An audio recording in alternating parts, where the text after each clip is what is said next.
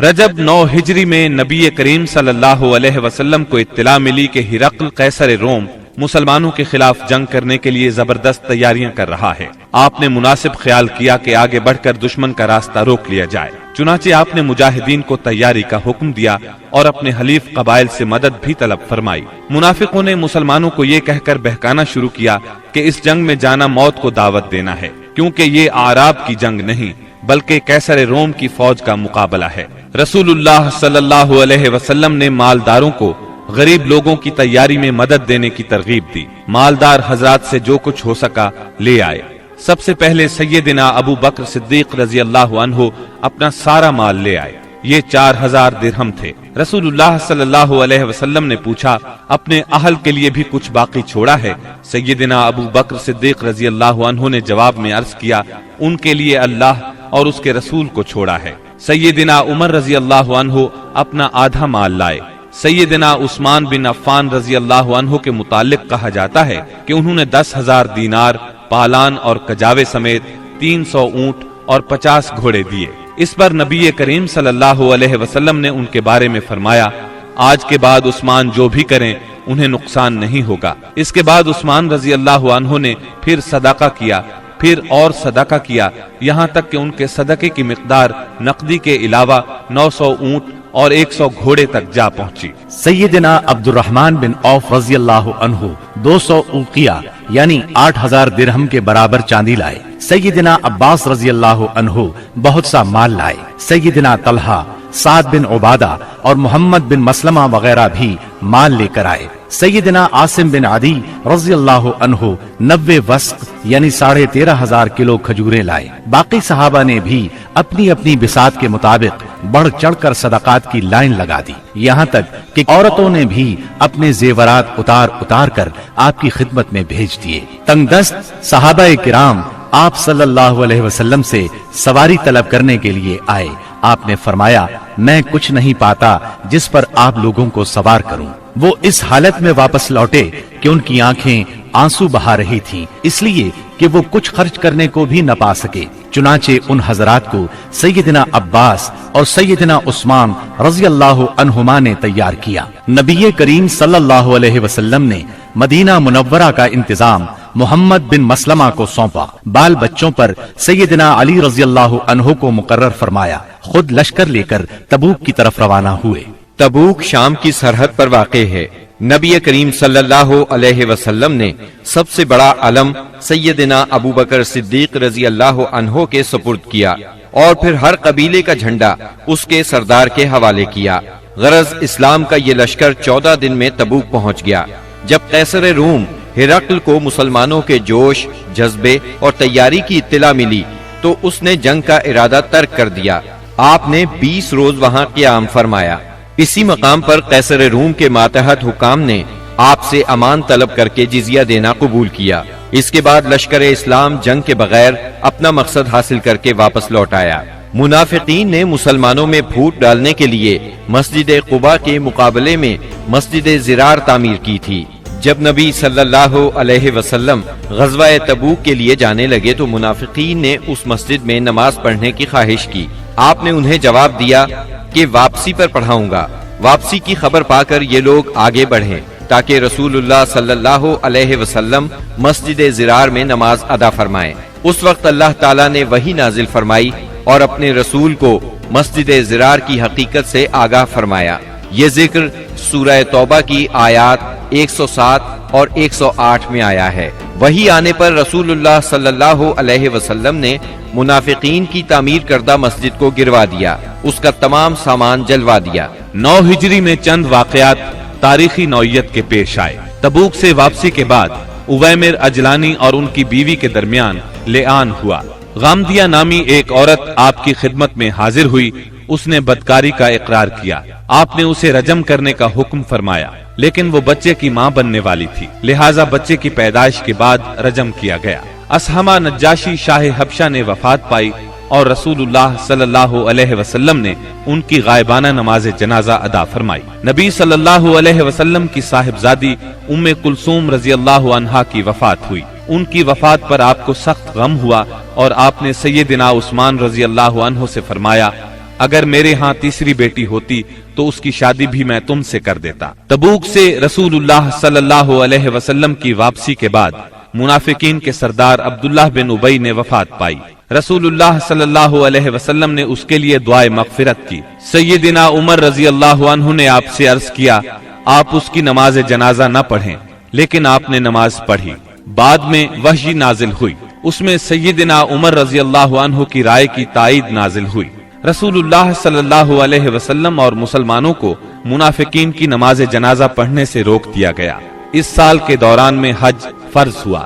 رسول اللہ صلی اللہ علیہ وسلم نے 300 صحابہ کرام کا ایک قافلہ حج کے لیے روانہ فرمایا۔ سیدنا ابو بکر صدیق رضی اللہ عنہ کو امیر حج مقرر کیا اور انہیں ہدایت کر دی کہ سب کو حج کا اسلامی طریقہ بتائیں۔ سیدنا ابو بکر صدیق رضی اللہ عنہ کی روانگی کے بعد سورہ برات یعنی سورہ توبہ کی ابتدائی آیات نازل ہوئیں، جس میں ان تمام مشرکین سے عہد توڑنے کا حکم تھا جنہوں نے اپنے عہد کی پاسداری نہیں کی تھی، اور ان کو اور ان لوگوں کو جن کا سرے سے کوئی عہد ہی نہیں تھا 4 مہینے کی مہلت دی گئی تھی کہ اس دوران میں جس طرح چاہیں زمین میں گھوم پھر لیں، تاکہ انہیں معلوم ہو جائے کہ وہ اللہ کو بے بس نہیں کر سکتے، اور یہ کہ اللہ کافروں کو رسوا کر کے رہے گا۔ البتہ جو مشرکین اپنے عہد پر قائم تھے اسے توڑا نہیں تھا اور مسلمانوں کے خلاف کسی کی مدد نہیں کی تھی، ان کا عہد پورا کرنے کا حکم دیا گیا۔ آپ نے سیدنا علی رضی اللہ عنہ کو یہ آیات دے کر ناقہ پر سوار کیا اور روانہ فرمایا۔ انہوں نے حجاج کے قافلے کو راستے ہی میں جا لیا۔ سیدنا ابو بکر صدیق رضی اللہ عنہ نے امیر حج ہونے کی حیثیت سے ارکان حج ادا کیے، اور اس کے بعد سیدنا علی رضی اللہ عنہ نے سورہ برات کی ابتدائی آیات سنائیں۔ اس کے بعد سیدنا ابو بکر صدیق رضی اللہ عنہ نے صحابہ کرام کی ایک جماعت بھیج کر یہ اعلان کر دیا کہ اس سال کے بعد کوئی مشرک حج نہیں کر سکتا اور نہ کوئی ننگا آدمی بیت اللہ کا طواف کر سکتا ہے۔ یہ اعلان گویا جزیرت العرب سے بت پرستی کے خاتمے کا اعلان تھا، یعنی اس سال کے بعد بت پرستی کے لیے آمد و رفت کی کوئی گنجائش نہیں۔ غیر مسلم قوموں کے لیے جزیے کی ادائیگی کی فرضیت اور سود کی ممانعت کا حکم نازل ہوا۔ رسول اللہ صلی اللہ علیہ وسلم جو ہی تبوک سے مدینے واپس آئے، وفود کی آمد کا سلسلہ شروع ہو گیا۔ یہ سلسلہ اگلے برس 10 ہجری تک جاری رہا۔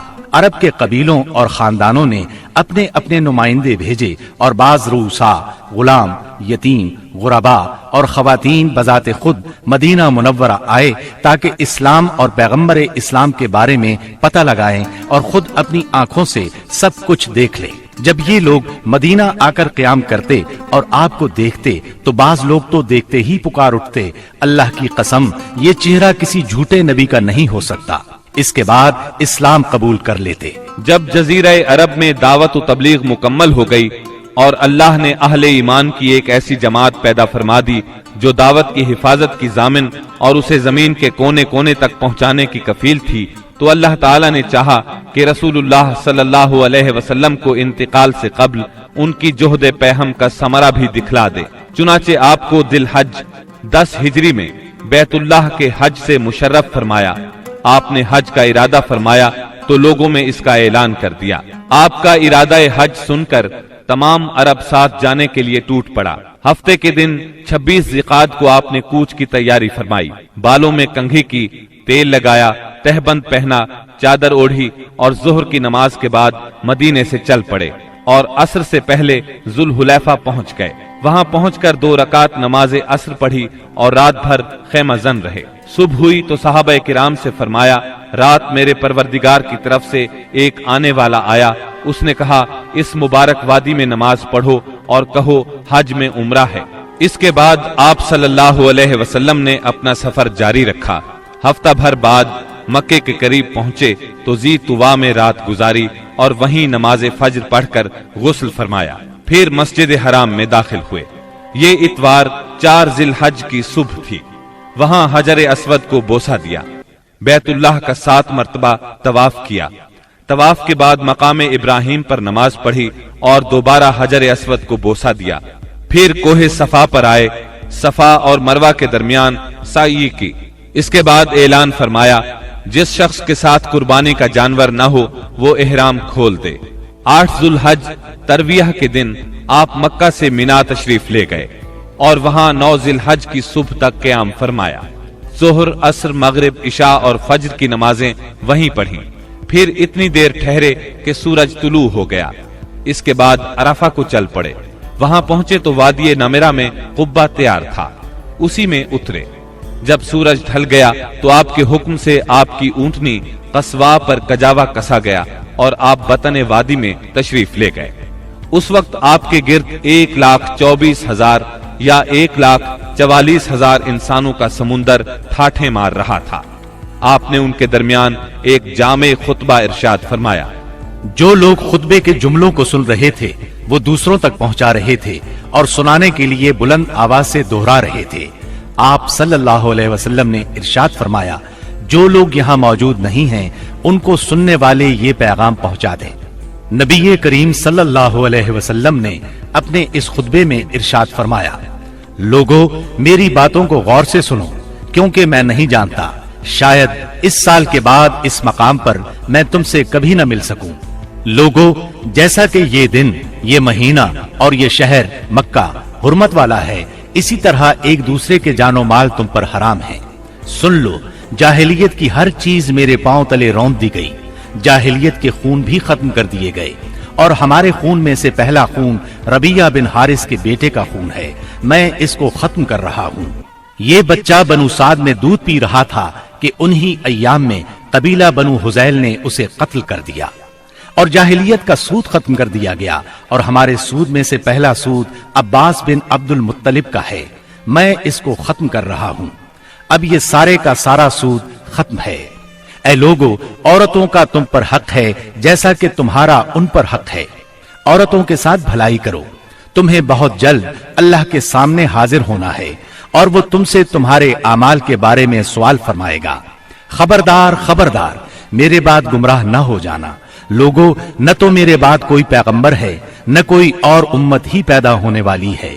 خوب سن لو، اپنے پروردگار کی عبادت کرنا، پنجگانہ نماز ادا کرنا، رمضان کے روزے رکھنا، اپنے مالوں کی زکات دینا۔ تمام مسلمان محکوم ہوں یا آزاد، یکساں ذمہ داریاں اور حقوق رکھتے ہیں۔ اعمال دین کے سوا کسی کو کسی پر کوئی فضیلت نہیں۔ تم اپنے غلاموں کو وہ کھلاؤ جو تم خود کھاتے ہو، اور انہیں وہ لباس پہناؤ جو تم خود پہنتے ہو۔ ان پر نہ کوئی ظلم کرو اور نہ ان کا کوئی حق چھینو۔ امانتیں ان کے مالکوں کے سپرد کرنا چاہیے۔ دوسروں پر ظلم نہ کرو تاکہ تم پر بھی ظلم نہ کیا جائے۔ سود حرام ہے۔ شیطان اس سرزمین میں اپنی پرستش سے مایوس ہو گیا۔ پھر فرمایا، اور میں تم میں ایسی چیز چھوڑے جا رہا ہوں کہ اگر تم نے اس کو مضبوطی سے پکڑے رکھا تو اس کے بعد ہرگز گمراہ نہیں ہوگے، اور وہ ہے اللہ کی کتاب۔ لوگو، اپنے رب کے گھر کا حج کرنا اور اپنے حکمرانوں کی اطاعت کرنا، ایسا کرو گے تو اپنے رب کی جنت میں داخل ہوگے۔ ہاں، تم سے میرے متعلق پوچھا جانے والا ہے، تو تم لوگ کیا کہو گے؟ صحابہ کرام رضی اللہ عنہم نے جواب دیا، ہم گواہی دیتے ہیں کہ آپ نے تبلیغ کر دی، پیغام پہنچا دیا اور خیر خواہی کا حق ادا کر دیا۔ یہ سن کر آپ نے شہادت کی انگلی کو آسمان کی طرف اٹھایا اور لوگوں کی طرف جھکاتے ہوئے 3 بار فرمایا، اے اللہ، گواہ رہنا۔ آپ کے ارشادات کو ربیعہ بن امیہ بن خلف اپنی بلند آواز سے لوگوں تک پہنچاتے رہے۔ جب آپ خطبہ دینے سے فارغ ہو چکے تو اللہ عز و جل نے میدان عرفات ہی میں تکمیل دین کی آیت نازل فرمائی، آج میں نے تمہارے لیے تمہارا دین مکمل کر دیا اور تم پر اپنی نعمت پوری کر دی، اور تمہارے لیے اسلام کو بحیثیت دین پسند کر لیا۔ سیدنا عمر رضی اللہ عنہ نے یہ آیت سنی تو رونے لگے۔ ان سے پوچھا گیا، آپ کیوں رو رہے ہیں؟ فرمایا، اس لیے کہ کمال کے بعد زوال ہی تو ہے۔ خطبے کے بعد بلال رضی اللہ عنہ نے اذان دی، پھر اقامت کہی۔ رسول اللہ صلی اللہ علیہ وسلم نے ظہر کی نماز پڑھائی۔ اس کے بعد بلال نے پھر اقامت کہی اور آپ نے عصر کی نماز پڑھائی، اور ان دونوں نمازوں کے درمیان کوئی اور نماز نہیں پڑھی۔ اس کے بعد سوار ہو کر آپ جائے وقوف پر تشریف لائے۔ اپنی اونٹنی قصواء کا شکم پہاڑوں کی طرف کیا اور جبل مشات یعنی پیدل چلنے والوں کی راہ میں واقع ریت کے تودے کو سامنے کیا اور قبلہ رخ مسلسل اسی حالت میں وقوف فرمایا، یہاں تک کہ سورج غروب ہونے لگا۔ تھوڑی زردی ختم ہوئی پھر سورج کی ٹکیا غائب ہو گئی۔ اس کے بعد آپ نے سیدنا اسامہ رضی اللہ عنہ کو اپنے پیچھے بٹھایا اور وہاں سے روانہ ہو کر مزدلفہ تشریف لائے۔ مزدلفہ میں مغرب اور عشاء کی نمازیں 1 اذان اور 2 اقامت سے پڑھی، درمیان میں کوئی نفل نماز نہیں پڑھی۔ اس کے بعد آپ لیٹ گئے اور طلوع فجر تک لیٹے رہے۔ اس کے بعد آپ نے حج کے باقی امور سر انجام دیے، حتیٰ کہ 13 ذی الحج کو سوار ہو کر خانہ کعبہ تشریف لے گئے، الوداعی طواف کیا اور فجر کی نماز پڑھی۔ پھر مکہ مکرمہ سے نکل کر مدینہ منورہ کی طرف کوچ فرمایا۔ جب مدینہ طیبہ کے قریب پہنچے اور اس کے آثار دکھائی دینے لگے تو 3 بار فرمایا اللہ اکبر، پھر فرمایا لا الہ الا اللہ وحدہ لا شریک لہ لہ الملک ولہ الحمد وہو علی کل شیء قدیر آئبون تائبون عابدون ساجدون لربنا حامدون صدق اللہ وعدہ ونصر عبدہ وہزم الاحزاب وحدہ۔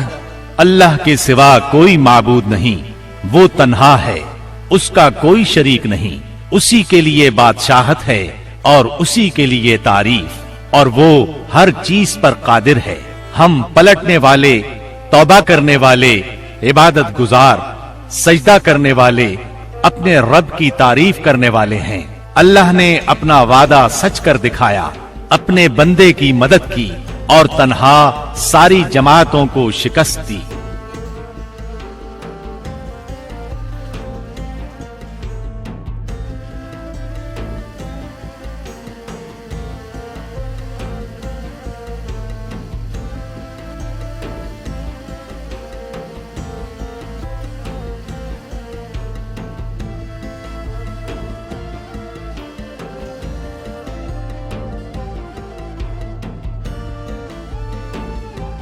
رومیوں کو اسلام اور اہل اسلام کی ترقی قطعاً گوارا نہیں تھی۔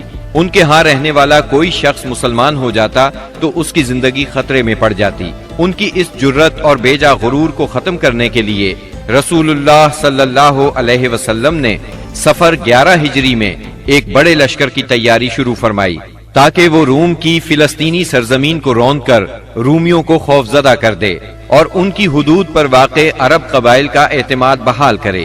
اس سلسلے میں رسول اللہ صلی اللہ علیہ وسلم نے 700 فوجیوں کا ایک لشکر تیار فرمایا۔ سیدنا اسامہ بن زید رضی اللہ عنہ کو لشکر کا سالار مقرر فرمایا۔ یہ آزاد کردہ غلام سیدنا زید رضی اللہ عنہ کے بیٹے تھے۔ 28 صفر 11 ہجری کو بیماری کی حالت میں آپ نے سیدنا اسامہ رضی اللہ عنہ کا جھنڈا اپنے دستے مبارک سے درست فرمایا۔ بڑے بڑے جلیل القدر صحابہ کرام سیدنا اسامہ رضی اللہ عنہ کی ماتحتی میں اس لشکر میں شریک تھے۔ سیدنا علی اور سیدنا عباس رضی اللہ عنہما آپ کی تیمارداری کی غرض سے مدینے میں ٹھہر گئے۔ سیدنا ابو بکر صدیق رضی اللہ عنہ اور سیدنا عمر رضی اللہ عنہ امیر لشکر سیدنا اسامہ سے اجازت لے کر آپ صلی اللہ علیہ وسلم کی عیادت کے لیے آتے جاتے رہے۔ آپ کی علالت میں روز بروز اضافہ ہو رہا تھا۔ یہ لشکر مدینہ منورہ سے روانہ ہوا، مدینے سے 3 میل دور مقام جرف میں خیمہ زن ہوا۔ اس وقت رسول اللہ صلی اللہ علیہ وسلم کی بیماری کی تشویشناک خبریں موصول ہو رہی تھیں، چنانچہ اسامہ رضی اللہ عنہ اپنے لشکر کے ساتھ وہیں رکے رہے، بلکہ اللہ کے فیصلے کے انتظار میں ٹھہرنے پر مجبور ہو گئے، اور اللہ کا فیصلہ یہ تھا کہ یہ لشکر ابو بکر صدیق رضی اللہ عنہ کے عہد خلافت میں روانہ ہو۔ یہ عہد صدیقی کی پہلی فوجی مہم قرار پائی۔ جب رسول اللہ صلی اللہ علیہ وسلم نے رسالت کی تبلیغ اور امت کی خیر خواہی کا کام مکمل کر لیا تو آپ کے اقوال و افعال میں دنیا سے رحلت کے آثار نمایاں ہونا شروع ہو گئے۔ آپ نے 10ویں سال رمضان میں 20 دن کا اعتکاف فرمایا اور سیدنا جبریل علیہ السلام نے آپ کو 2 مرتبہ قرآن کا دور کرایا۔ آپ نے اپنی صاحبزادی فاطمہ رضی اللہ عنہا سے فرمایا، میں سمجھتا ہوں میرا آخری وقت آ چکا ہے۔ سیدنا معاذ بن جبل رضی اللہ عنہ کو یمن کی طرف روانہ فرمایا تو انہیں وصیت فرمائی، اے معاذ، غالباً اس سال کے بعد تم مجھ سے ملاقات نہ کر سکو گے اور میری اس مسجد اور میری قبر کے پاس سے گزرو گے۔ یہ سن کر سیدنا معاذ بن جبل رضی اللہ عنہ رونے لگے۔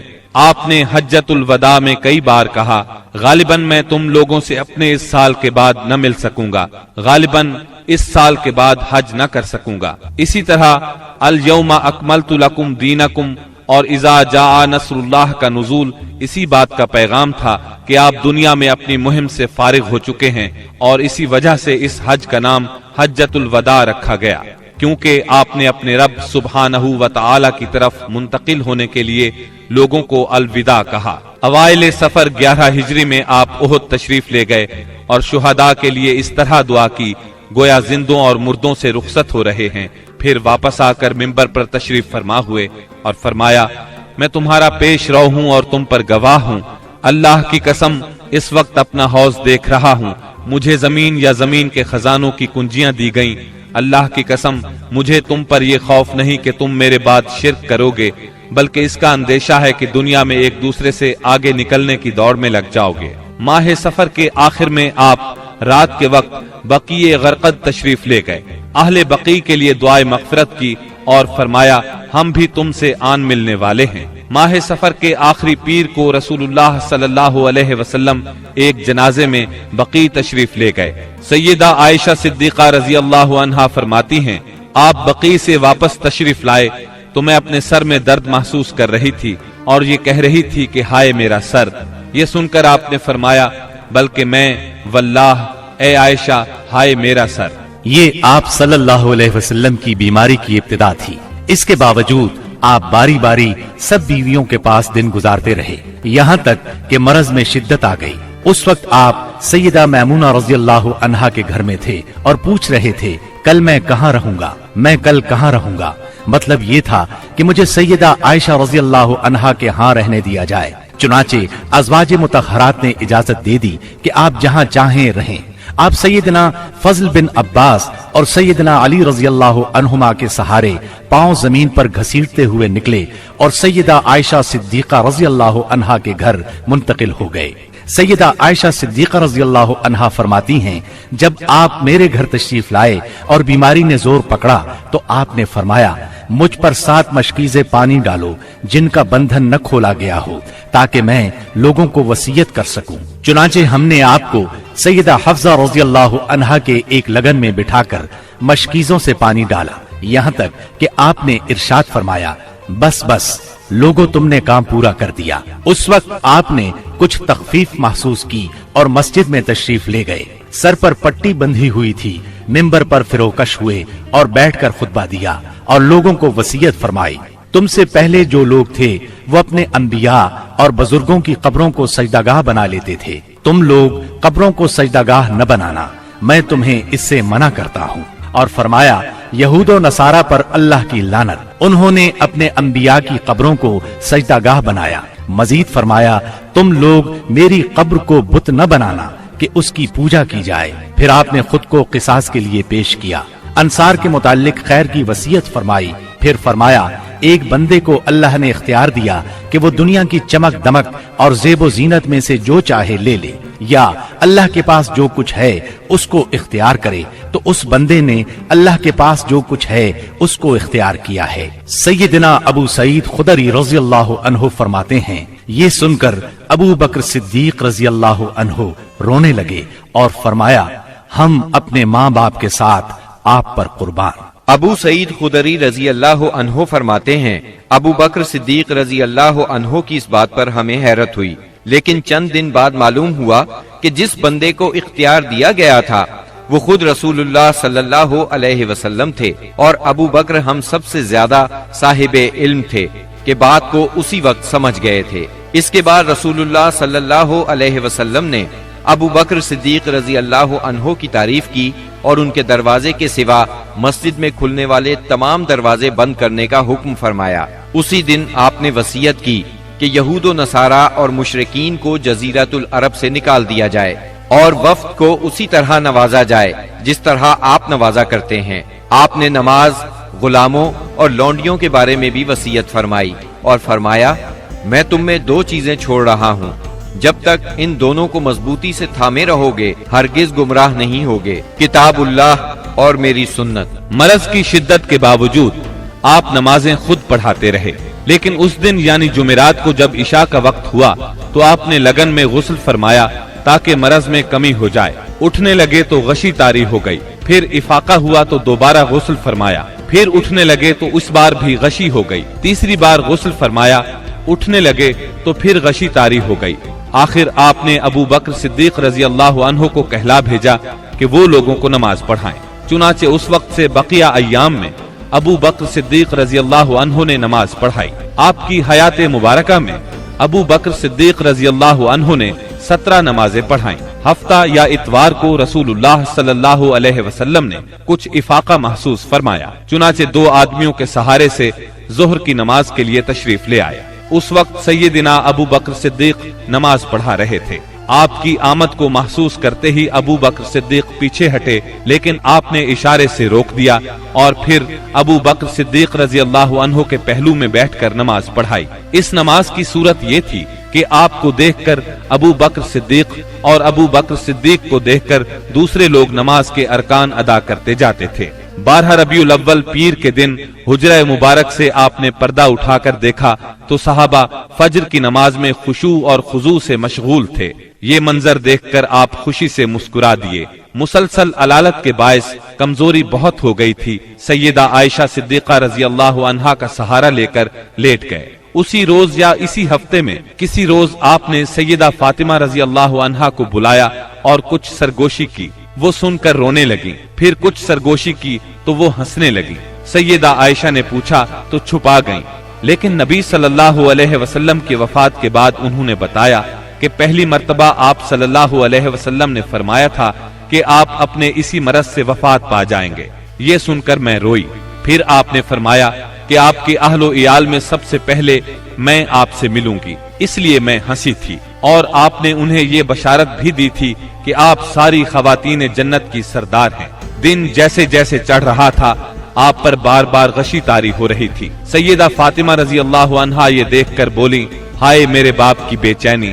آپ نے ان کے الفاظ سنے تو فرمایا، آج کے بعد تمہارا باپ کبھی بے چین نہیں ہوگا۔ پھر آپ نے حسن اور حسین رضی اللہ عنہما کو چوما، ازواج مطہرات کو بلا کر وعظ و نصیحت فرمائی۔ ادھر لمحہ بلمحہ تکلیف بڑھتی جا رہی تھی اور اس زہر کا اثر بھی ظاہر ہونا شروع ہو گیا تھا جو آپ کو خیبر میں کھلایا گیا تھا۔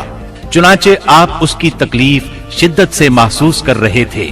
آپ نے اس حالت میں چہرے پر ایک چادر ڈال رکھی تھی۔ جب سانس پھولنے لگتا تو چادر چہرے سے ہٹا دیتے۔ اس حالت میں بھی آپ نے فرمایا، یہود و نصارہ پر اللہ کی لعنت، انہوں نے اپنے انبیاء کی قبروں کو سجدہ گاہ بنایا۔ مطلب یہ تھا کہ تم ایسے کام نہ کرنا۔ آپ نے ان لمحات میں یہ وصیت بھی فرمائی، سرزمین عرب میں 2 دین باقی نہ رہنے دیے جائیں۔ یہ آخری وصیت تھی جو آپ نے لوگوں کو فرمائی۔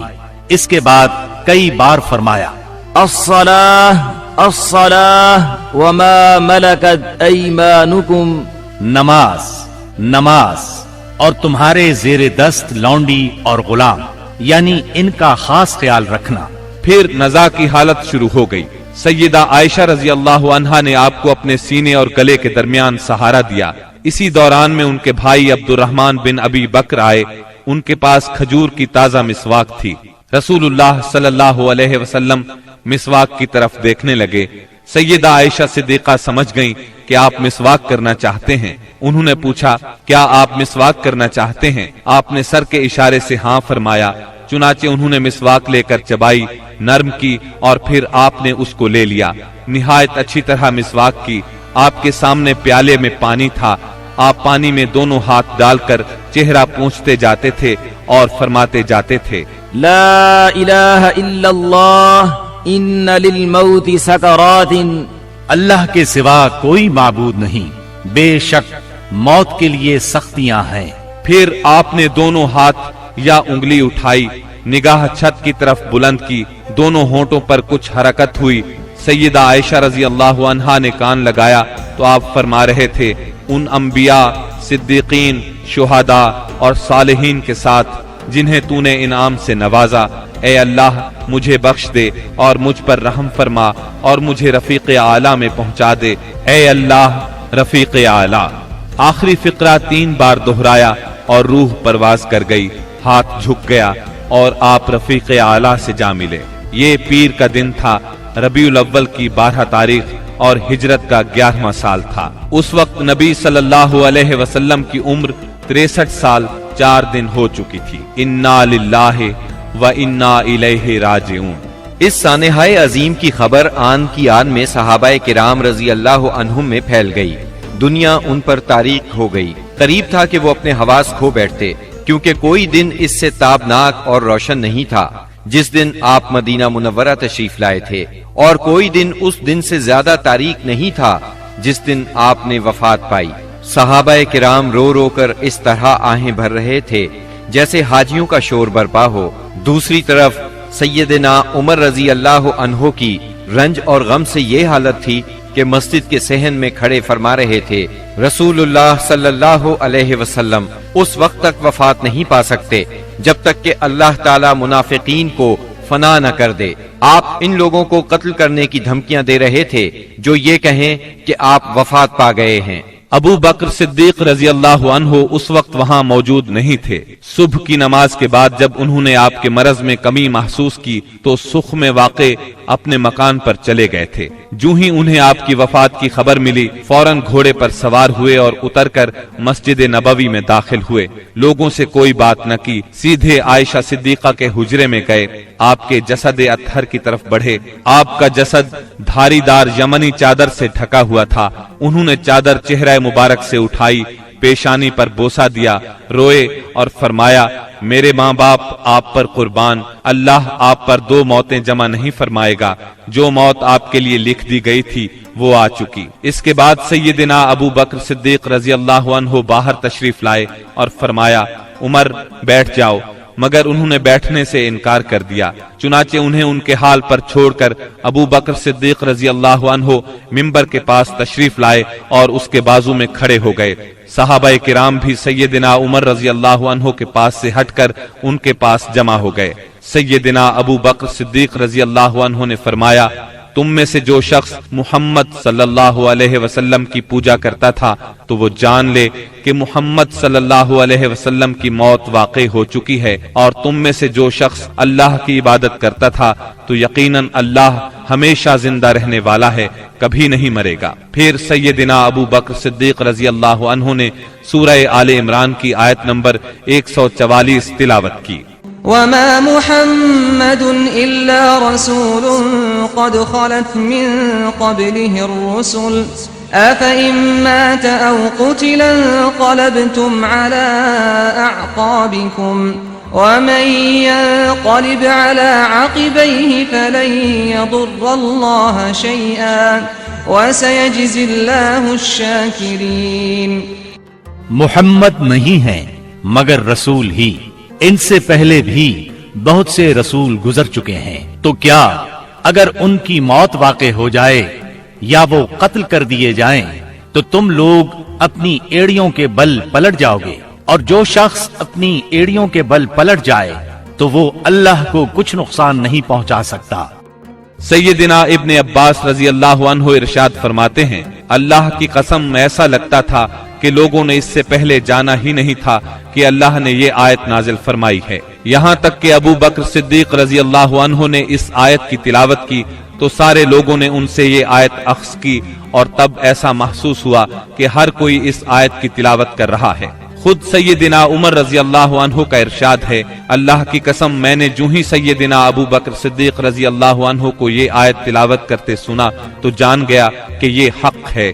बस मैं टूट कर रह गया, यहाँ तक कि मेरे पांव मुझे उठा ही नहीं रहे थे और मैं जमीन की तरफ लुढ़क गया, और मैंने जान लिया कि वाकई नबी अकरम सल्लल्लाहु अलैहि वसल्लम की वफात हो चुकी है। इस आयत का सुनना था कि सहाबा किराम की आंखें खुल गईं और ऐसा मालूम हुआ कि ये आयत आज ही उतरी है। हर सहाबी की जुबान पर यही आयत थी, इसी का चर्चा था। नबी करीम सल्लल्लाहु अलैहि वसल्लम की तजहीज व तकफीन का काम मंगल को शुरू हुआ। सैयदना फजल बिन अब्बास, सैयदना अली उल मुर्तजा और सैयदना उसामा बिन जैद रजी अल्लाह अन्हुम ने गुस्ल दिया। सैयदना अब्बास रजी अल्लाह अन्हु भी मौजूद थे। सैयदा आयशा सिद्दीका रजी अल्लाह अन्हा के हुजरे में आपने वफात पाई, वहीं आपको दफन किया गया। ये हुजरा आज तक रोज़ा नबवी के नाम से मौसूम है।